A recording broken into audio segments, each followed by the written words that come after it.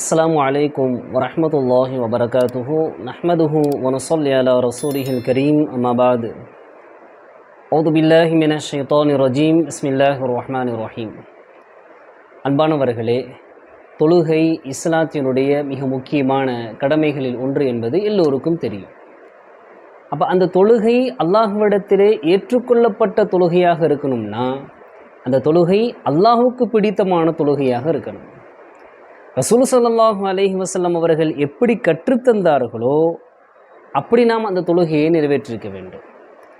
சில சமயங்களில் நம்மை அறியாமல் நம்முடைய கவனக்குறைவால் நாம் தொழுகையில் நிறைய தவறுகளை, பெரிய தவறுகளை நாம் செய்து விடுகிறோம்.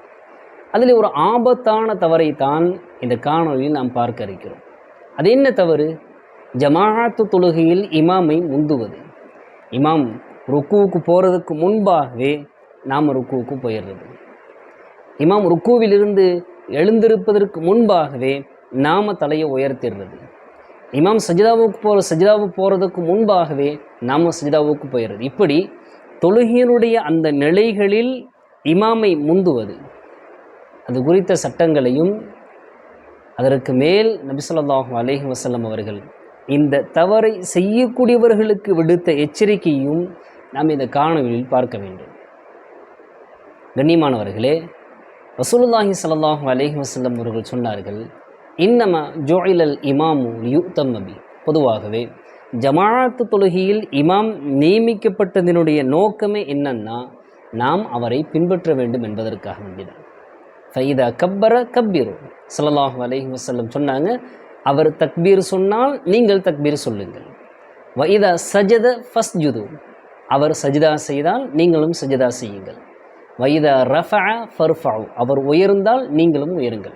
அப்போ தொழுகையினுடைய ருக்குன்ல வெறுமனவே இமாமுடைய சப்தத்தை மட்டும் கேட்டுட்டு வேகமாக இமாம் ருக்குவுக்கு போகிறதுக்கு முன்னாடி நாம் ருக்குவுக்கு போயிடக்கூடாது.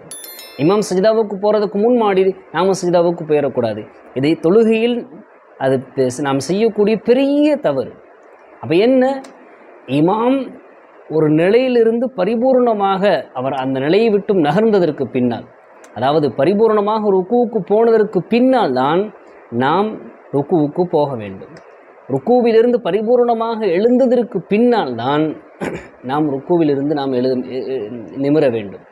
சஜிதாவுக்கு பரிபூர்ணமாக போனதற்கு பின்னால் தான் நாம் சஜிதாவிலிருந்து சஜிதாவுக்கு போகணும். இப்படி தொழுகையினுடைய ஒவ்வொரு ருக்குடிலும் இமாம் பரிபூர்ணமாக அந்த செயலை முடித்ததற்கு பின்னால் தான், அந்த செயலுக்கு போனதற்கு பின்னால் தான் நாம் என்ன செய்யணும், அந்த செயலை நாம் செய்யணும். இந்த இடத்துல தான் சில நபர்கள், சொல்லப்போனால் நிறைய நபர்கள் இமாமினுடைய சப்தத்தை கேட்ட உடனே, அவர் அல்லாஹு அக்பர் சொன்ன உடனே இமாமுக்கு முன்னாடி ருக்குவுக்கு போயிடுறாங்க. இமாமுக்கு முன்னாடி ருக்குவிலிருந்து எழுந்து விடுகிறார்கள், உயர்ந்து விடுகிறார்கள். சஜிதாவுக்கு போயிடுறாங்க, சஜிதாவிலிருந்து உயர்ந்துறாங்க. இதெல்லாம் பெரிய தப்பு. ஸல்லல்லாஹு அலைஹி வஸல்லம் சொல்லுவாங்க. ஹதரத் அனஸ் ரலியல்லாஹு அவர்கள் அந்த ஹதீஸை அறிவிப்பார்கள். ஒரு நாள் ஸல்லல்லாஹு அலைஹி வஸல்லம் எங்களுக்கு தொழுகை வைத்தார்கள். தொழுகையை முடித்ததற்கு பின்னால் எங்களை நோக்கி சொன்னார்கள், யா ஐயுஹன் நாஸ் இன்னி இமாமுக்கும். ஓ மக்களே, நான் உங்களுக்கு இமாமாக நான் இருக்கிறேன், நான் உங்களுடைய இமாம். ஃபலா தஸ்தபிகூனி பிர்ருகூஇ வலா பிஸ்ஸுஜூதி. என்னை ருக்கூவிலும் முந்தாதீர்கள், சஜிதாவிலும் முந்தாதீர்கள்.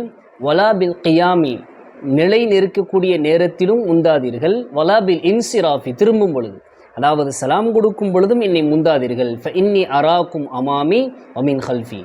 நான் எனக்கு பின்னாலும் எனக்கு முன்னாலும் உங்களை நான் பார்த்து கொண்டிருக்கிறேன் அப்படின்னு சொன்னாங்க.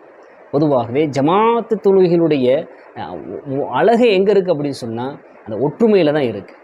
எல்லாரும் ஒரே நேரத்தில் சஜிதா செய்யும் பொழுது, எல்லோரும் ஒரே நேரத்தில் ருக்கு செய்யும் பொழுது, அப்போ அடியார்கள் அல்லாஹுக்கு முன்னால் தங்களுடைய ஒற்றுமையை வெளிப்படுத்தி காட்டுகிறார்கள் அர்த்தம்.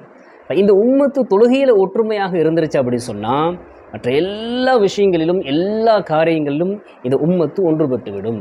எனவே தான் ஸல்லல்லாஹு அலைஹி வஸல்லம் நீங்கள் தொழுகையில் இமாமை பின்பற்றுங்கள்னு சொன்னார். அப்போ இந்த இடத்துல ஒருத்தர் இமாமை முந்துறாரு அப்படின்னு சொன்னால் அவர் ஜமாஅத்து தொழுகையினுடைய அந்த ஒற்றுமையை, முஸ்லிம்களுடைய ஒற்றுமையை உடைக்கிறார்னு அர்த்தம். அவர் ஒரு தலைமைக்கு கட்டுப்படுறதில்லைன்னு அர்த்தம். அவர் அந்த தலைமையை மதிப்பதில்லைன்னு அர்த்தம். இது முதலாவது விஷயம்.